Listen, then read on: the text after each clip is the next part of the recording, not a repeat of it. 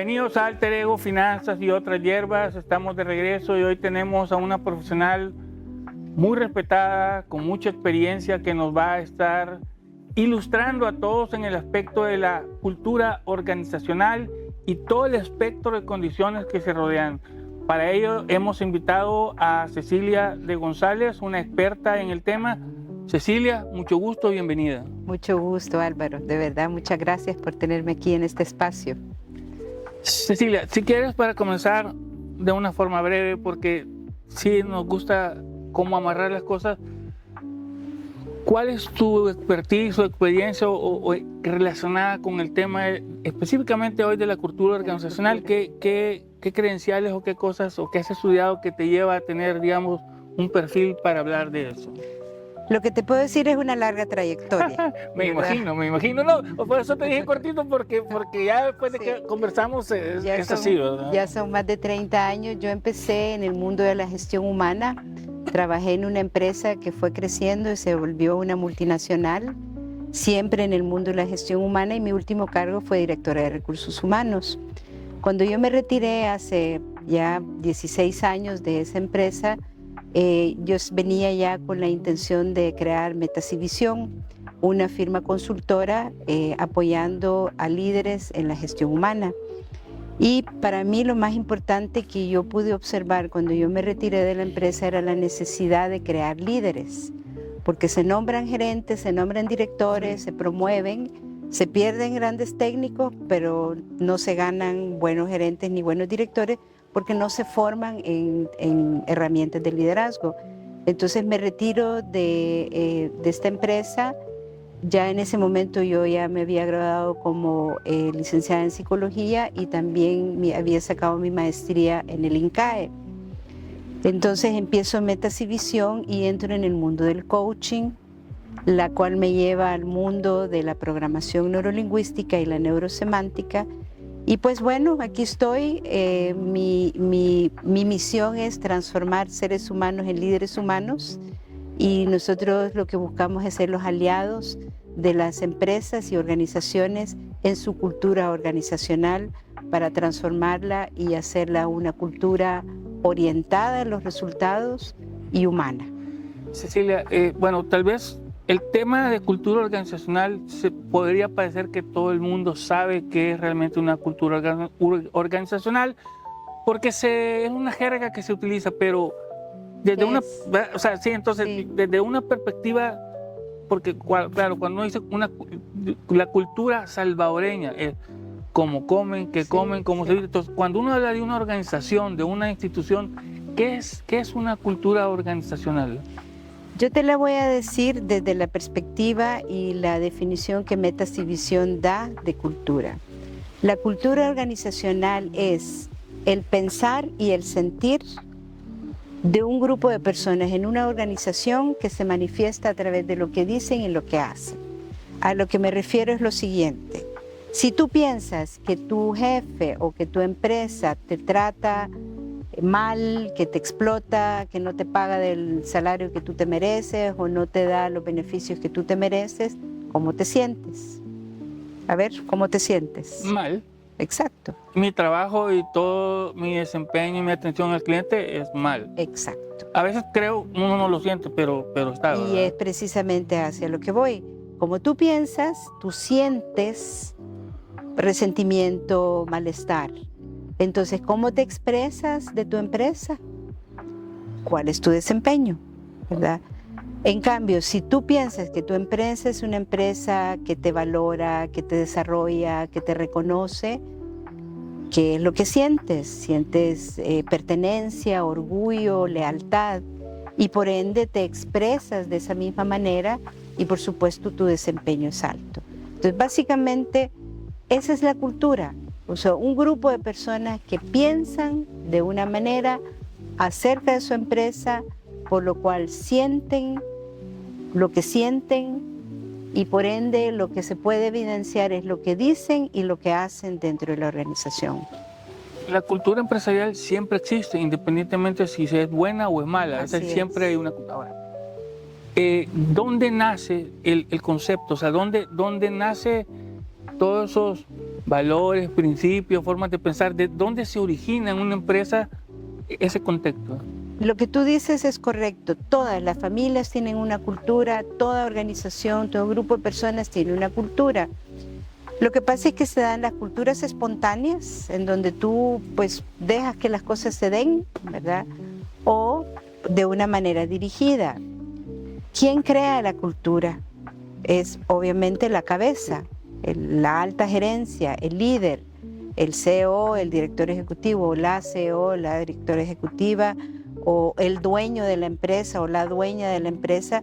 Ellos son los que tienen formas de pensamiento que se vuelven valores, que obviamente se transmiten a través de los comportamientos y a través de la forma en que se comunican. Y eso va permeando, es como una amiga mía decía, cuando el jefe masca chicle, todo el mundo masca chicle. Cuando el jefe o la jefe es puntual, todo el mundo es puntual. Yo tengo ya, o sea, te puedo hablar de cualquier cantidad de empresas donde yo entro y desde que me siento en la recepción, yo puedo percibir la cultura de la empresa. Porque cómo te tratan, o sea, tienen ahí pegados nuestros valores es el respeto, pero te citan a 1 hora y te reciben 1 hora más tarde. Sí, ¿eso es respetar? No. Exacto. Te cita el jefe a una reunión o la jefe a una reunión y te dice a las 8 en punto quiero que estén ahí. Todos están ahí menos la jefe o el jefe. ¿Eso qué está diciendo? No respeto tu tiempo, mi tiempo es más importante. Entonces, a través de las prácticas del comportamiento diario es que se genera la cultura. Y la cultura orientada a resultados es cómo queremos que sea nuestra cultura. O sea, qué queremos lograr, cuáles son nuestros objetivos y a partir de ahí, qué tenemos que hacer, por lo cual, cómo tenemos que ser para lograr estos resultados. ¿Qué va primero? El ser. ¿Los resultados o la cultura? O sea, La cultura son los cimientos. Y sobre eso se construyen los objetivos. Okay. Por eso es tan importante primero enfocarse en la cultura.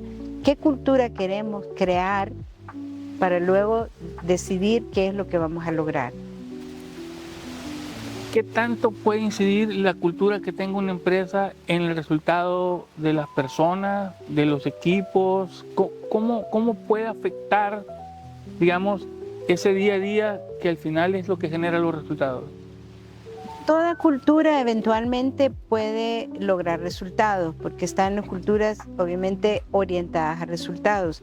La forma es el cómo lo están logrando, porque sí hay empresas que te logran grandes resultados, pero queman a las personas, ¿verdad? Tienen gente resentida, tienen gente que está enferma incluso, porque los altos niveles de estrés está comprobado que desencadenan en enfermedades físicas, ¿verdad? Entonces, ¿cuál es la cultura idónea? Es una cultura donde las personas están comprometidas, personas que creen en lo que se está haciendo, le dan un propósito a lo que están haciendo, le dan un significado donde yo estoy contribuyendo a algo al lograr los resultados de la empresa. Entonces, esas son las culturas realmente exitosas y las que duran en el tiempo, ¿verdad? Las que son de largo plazo. Ok, digamos, yo puedo, digamos, como cabeza, crear una cultura. Es decir, yo quiero que la gente sea amable, quiero que la gente sea puntual, quiero que priorice ciertas cosas. ¿Cómo la lleva a cabo? ¿Qué técnicas hay o de qué forma? Porque una cosa es decir lo que yo quiero y otra cosa es que eso suceda. Dando el ejemplo. Exactamente. Entonces, Exacto. Pero ojo, cuando venís y es una institución grande, pongamos un ejemplo, un banco, entre el presidente y el cajero hay como 30 puestos de mando. Entonces, ¿cómo se hace? ¿Cómo se hace para que todo eso funcione? Digamos, ¿hay técnicas o hay formas de ir generando de que eso vaya bajando y no se quede, por ejemplo, atorado en alguna jefatura y no baje adecuadamente? ¿Hay formas para hacer eso? Eso que tú estás diciendo es grande, ¿verdad? Requiere tiempo y obviamente requiere disciplina. Entonces, en primer lugar, la respuesta es el ejemplo, y el ejemplo viene desde la alta gerencia. La alta gerencia da el ejemplo a la gerencia media, la gerencia media da los siguientes niveles, ¿verdad? Ejemplo, ejemplo, ejemplo. Y por supuesto es tener habilidades de liderazgo, en donde en primer lugar la inteligencia emocional, ¿verdad?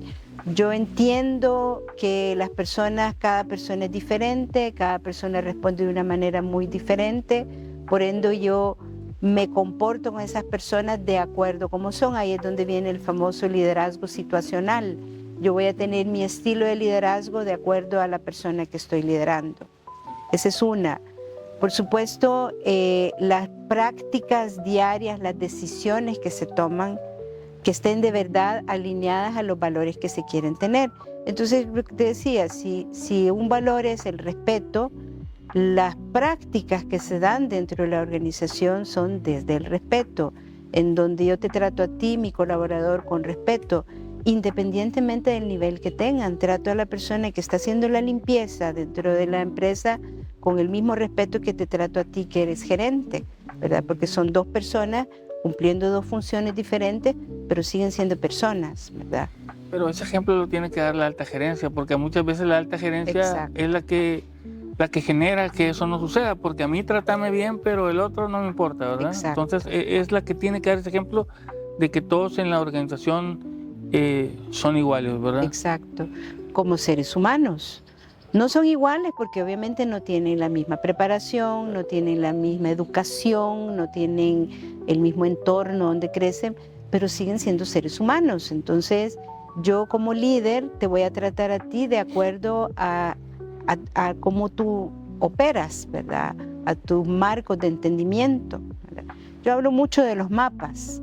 O sea, tú con todo lo que sabes, con tu experiencia, tú tienes un mapa muy rico.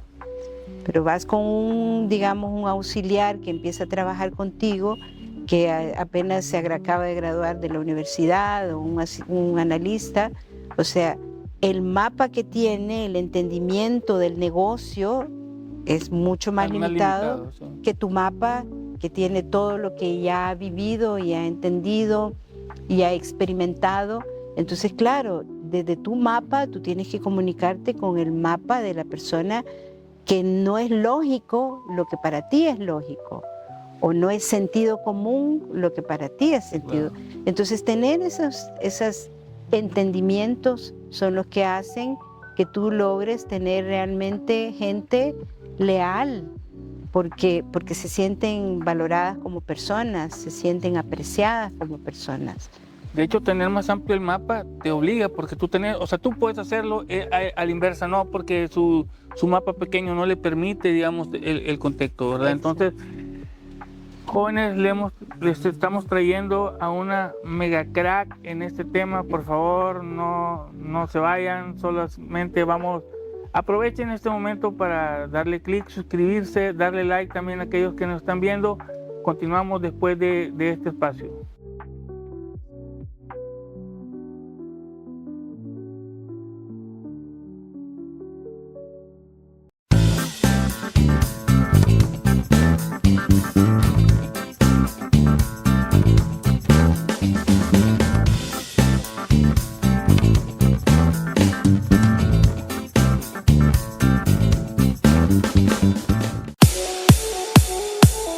Un espacio para que hablemos relajados pero serios. Alter Ego, finanzas y otras hierbas.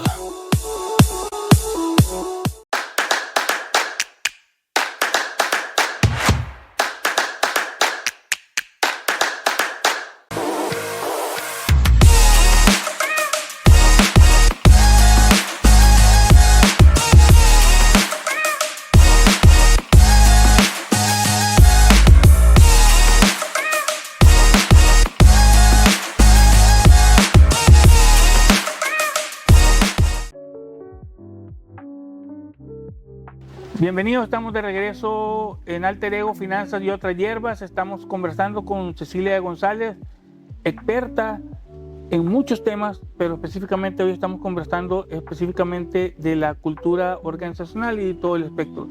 Cecilia, ¿cómo se puede utilizar la programación neurolingüística y la famosa neurosemántica en este aspecto para poder trasladar y tener control y mejorar el aspecto de una cultura organizacional? Como hablábamos hace un rato, la clave de una cultura organizacional alineada son los líderes, ¿verdad? Desde la más alta gerencia y bajando en cascadeo todos los niveles. Entonces, ¿qué es lo primero que tenemos que hacer?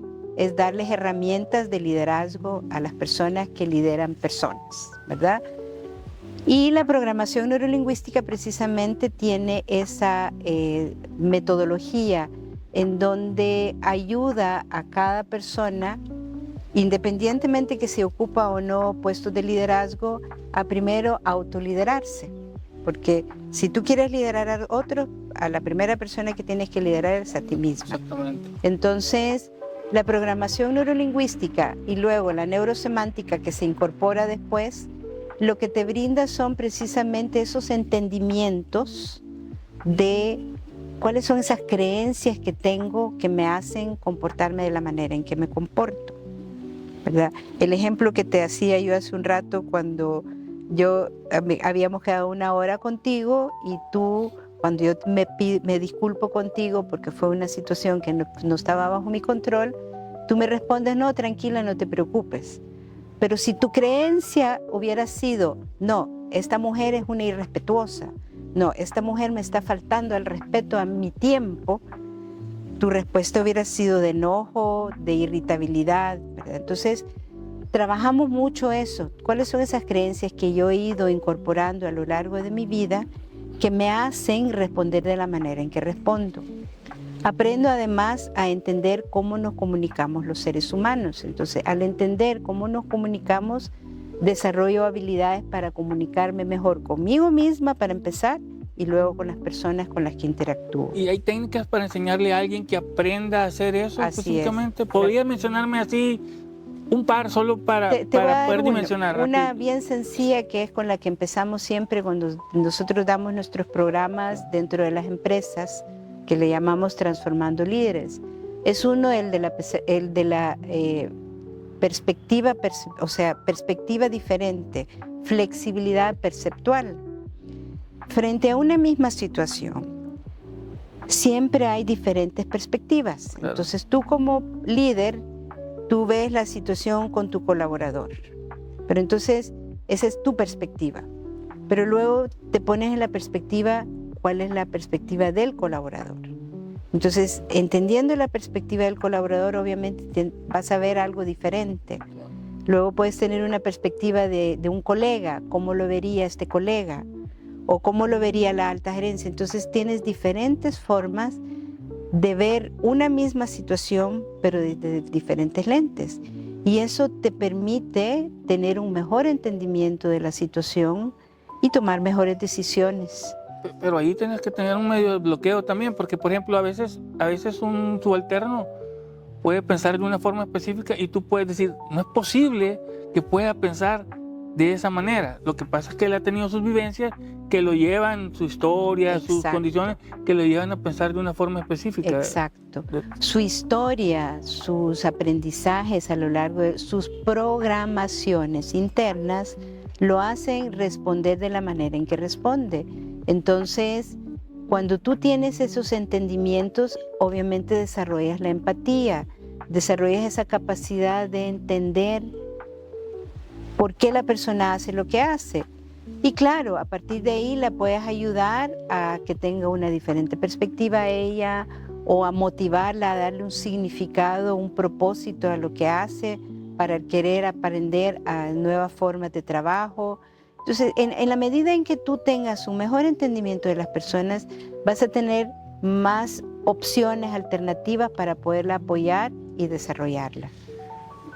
Cecilia, digamos, ya entendiendo un poco lo que es la cultura organizacional, yo sé que hay un montón de detalles, pero digamos, al aspecto de querer definirla, de querer establecerla, ¿cuáles son los principales errores que puede, digamos, cometer la alta dirección o los dueños o los propietarios al momento de estarla estableciendo?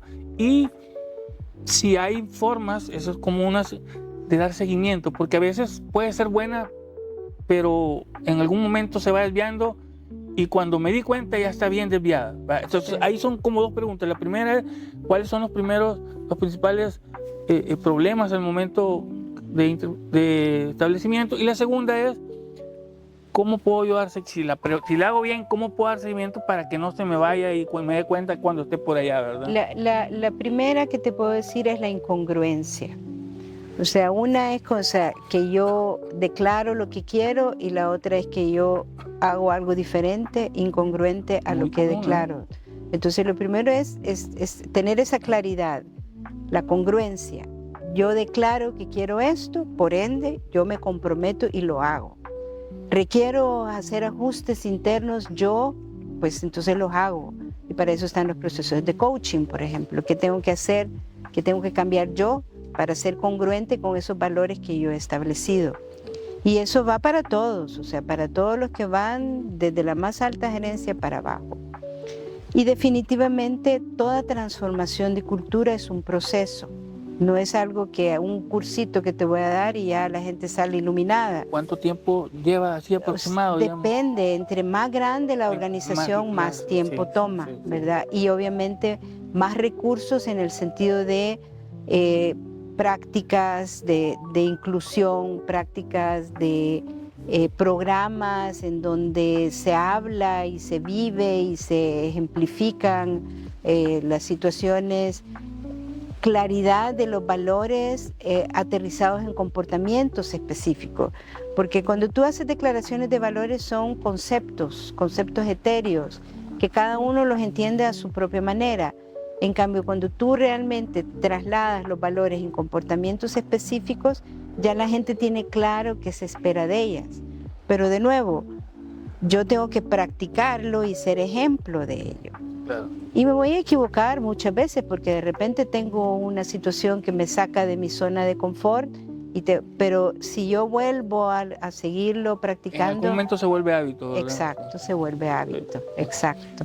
¿Y cómo da seguimiento que se esté? Porque a veces los líderes dicen, esta es la cultura, empieza bien, pero entre los mandos medios se empieza a distorsionar, y si no hay una metodología para dar seguimiento... Encuestas. ¿Quién lo hace? ¿Recursos humanos? ¿O quién es el encargado de...? Lo debe ser la alta gerencia. Recursos humanos lo ejecuta. Es como el brazo ejecutor, digamos. Exacto. Y esa es una de las... Fíjate que eso que tú estás diciendo es algo de lo que yo siempre les digo a los líderes. Recursos humanos facilita las herramientas, pero quien las ejecuta es el líder. Quien hace una evaluación del desempeño es el líder. Recursos humanos te da la herramienta, pero el líder es el que verdaderamente la ejecuta con calidad, con humanismo, con claridad de resultados deseados, ¿verdad? A veces el fallo puede estar ahí, que el líder no lo interiorice, no lo sienta, solo lo tire como una forma y después se lo deje a recursos humanos y la cosa no camina. Y le tira literalmente, no, es que se encarga, recursos humanos es el que se encarga de eso. O sea, los valores son estos, las cosas son estas. Y allá recursos humanos que tire los programas. Y peor todavía, cuando se dan esos programas, desde el marketing interno, por ejemplo, que se dan esos programas, que el líder diga, no, eso no es para mí, eso que vaya a la gente, porque ellos son los que tienen que aprender. El líder es el primero que tiene que poner la cara. Sí. O sea, el primero que tiene que estar al frente diciendo, esto es lo que vamos a hacer, y yo soy el primero en la primera fila, escuchando, apoyando, promoviendo, haciendo que la gente asista a todos esos programas. A veces, por ejemplo, si está en los valores el buen trato al personal externo interno y viene el líder y trata de una forma inadecuada al personal, automáticamente hay un choque entre lo que está escrito ahí y lo que se está haciendo, ¿verdad? Exacto. Y la gente lo percibe, o sea, no dicen nada, pero dicen, no somos tan buenos ni somos todo lo que decimos. ¿Cómo se siente? ¿Qué es lo que piensa? Mi líder es incongruente. Ahí anda diciendo lo que hay que hacer, pero que lo viva, que nos lo muestre. Lo primero que piensa la gente y cómo se siente, ahí es donde volvemos lo que la gente piensa, es lo que la hace sentir y por ende responde de la manera en que responde. Cecilia, a mí me gustaría, digamos, para ir cerrando este episodio, que tú pudieras dirigirte, ¿verdad?, a la cámara, a los empresarios.